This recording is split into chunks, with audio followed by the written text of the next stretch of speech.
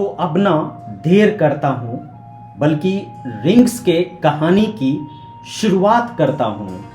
एक non empty set और दो बाइनरी ऑपरेशंस की बात करता हूं।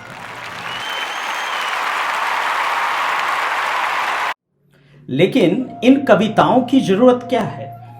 क्यों हायर मैथमेटिक्स को एक कविता के तौर पे लिखने की कोशिश की जा रही है? मैं ऐसा क्यों कर रहा हूं?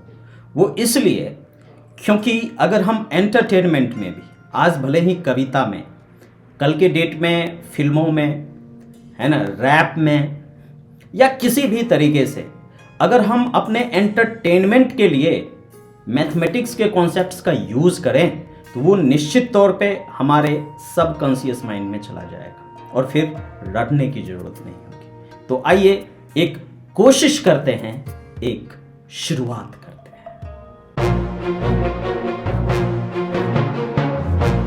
तो चलिए इस संडे को क्रिएटिव बनाते हैं। 4 क्लासेस के बाद रिंग्स का हैप्पी पोयम गाते हैं।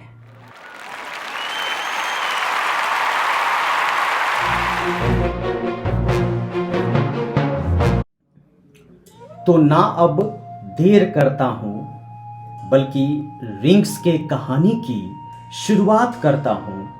एक नॉन एम्पटी सेट और 2 बाइनरी ऑपरेशंस की बात करता हूं। जी हां, आर विथ 2 बाइनरी ऑपरेशन। शुरुआत में एडिशन और मल्टीप्लिकेशन ही तो लेते हैं, है ना। तो उसी को ध्यान में रखते हुए मैंने ये कुछ पंक्तियां लिखी है। अगली जो कुछ पंक्तियां हैं वो डेफिनिशन ऑफ रिंग की ओर एक इशारा है, पकड़ने की कोशिश कीजिएगा, है ना। जब नॉन एम्पटी सेट के साथ एडिशन हो तो कॉम्यूटेटिविटी की बात होती है। R with respect to addition commutative group होना चाहिए। तो जब नॉन एम्पटी सेट के साथ एडिशन हो तो कॉम्यूटेटिविटी की बात होती है, और जब हो मल्टीप्लिकेशन भी साथ तो सेमी ग्रुप को गुनगुनाने की शुरुआत होती है ना। R with multiplication semi group होना चाहिए, ये दूसरा बात है ना, जो हमने पहले ही लेक्चर में डिस्कस किया। तो एक बार फिर से पूरा सुनिए।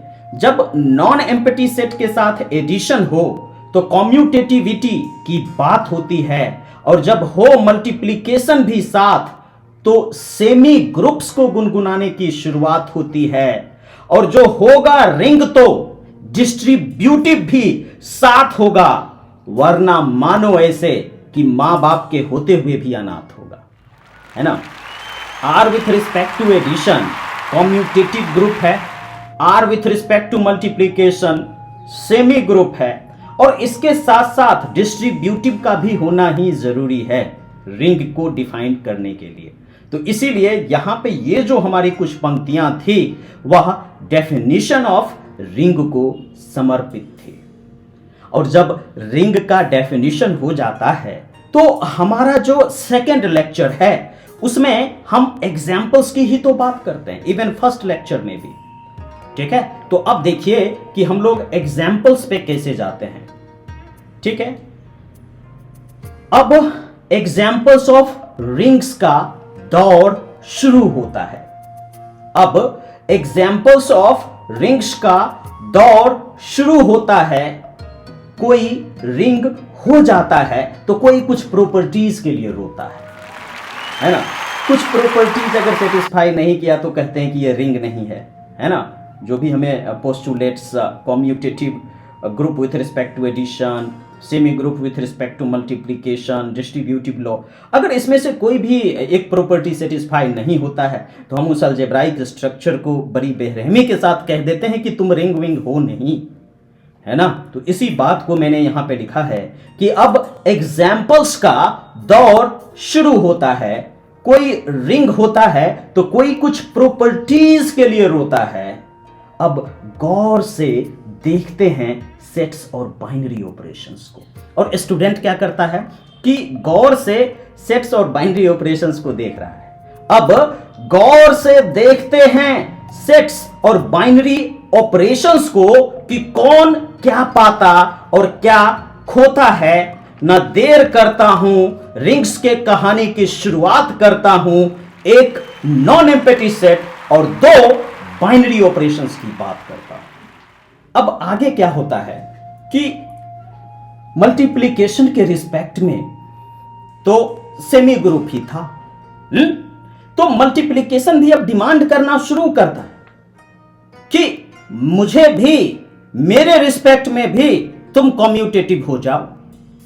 और वहां से कम्यूटेटिव रिंग के एक परिकल्पना की शुरुआत होती है। कम्यूटेटिव रिंग के कॉन्सेप्ट पिक्चर में आता है और क्या होता है आगे वो अब सुनिए। अब मल्टीप्लिकेशन भी कम्यूटेटिविटी का डिमांड करता है और ऐसे में कम्यूटेटिव रिंग ऑन रिमांड होता है। फिर हम लोग क्या करते हैं, कम्यूटेटिव रिंग को रिमांड पे लेते हैं। अलजेब्राइक स्ट्रक्चर जो कि पहले रिंग था उसमें देखते हैं कि कौन कम्यूटेटिविटी को सेटिस्फाई करता है और नहीं करता है। और इधर जैसे ही कम्यूटेटिव रिंग को डिफाइन कर देते हैं उधर यूनिटी भी अपना रंग दिखाना शुरू करता है और कम्यूटेटिव रिंग विथ यूनिटी की जो परिकल्पना है, जो कॉन्सेप्ट है, वो भी एक एक कर पिक्चर में आने की कोशिश करता है। और अब आगे क्या होता है ये एक बार फिर से सुनिए। अब मल्टीप्लिकेशन से भी कम्यूटेटिविटी का डिमांड होता है और ऐसे में कम्यूटेटिव रिंग ऑन रिमांड होता है। यूनिटी की भी बात शुरू होती है और आगे चलकर कम्यूटेटिव रिंग विथ यूनिटी ही गुरु होती है। कम्यूटेटिव रिंग विथ यूनिटी गुरु क्यों? क्योंकि आगे आप देखेंगे कि commutative algebra masters MSc second year में कई सारे यूनिवर्सिटीज में इंक्लूडिंग दिल्ली यूनिवर्सिटी, वो जो है कम्यूटेटिव अलजेब्रा उसको हम लोग ऑप्शनल चूज करते हैं। उसमें रिसर्च का स्कोप होता है, ठीक है। कम्यूटेटिविटी का जो प्रॉपर्टी होता है वो उसमें दम होता है और उसके कारण बहुत सारे प्रॉपर्टीज को हम लोग बहुत अच्छे से एनालाइज कर पाते हैं और इसीलिए मैंने कम्यूटेटिव रिंग विथ यूनिटी को गुरु की संज्ञा दी है। यहां पर न देर करता हूं, रिंग्स के कहानी की शुरुआत करता हूं एक नॉन एम्पैथी सेट और 2 बाइनरी ऑपरेशंस की बात करता हूं। तो यहां पे अपने कविता के माध्यम से मैंने आपको कम्यूटेटिव रिंग विथ यूनिटी तक की कहानी कही है।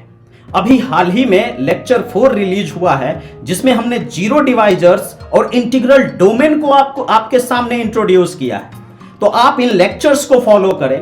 हर एक 3-4 लेक्चर्स के बाद संडे को हम कोशिश करेंगे कि एक कविता के रूप में सारे कॉन्सेप्ट्स को असेंबल किया जाए, है ना, एक क्रिएटिविटी प्रोड्यूस की जाए और आपके सामने रखा जाए ताकि आप कविता के माध्यम से, एक क्रिएटिविटी के माध्यम से इन कॉन्सेप्ट्स को आत्मसात कर लें और ये सारी चीजें आपके सबकॉन्शियस माइंड में हो जिससे कि आपको रटने की जरूरत ना पड़े।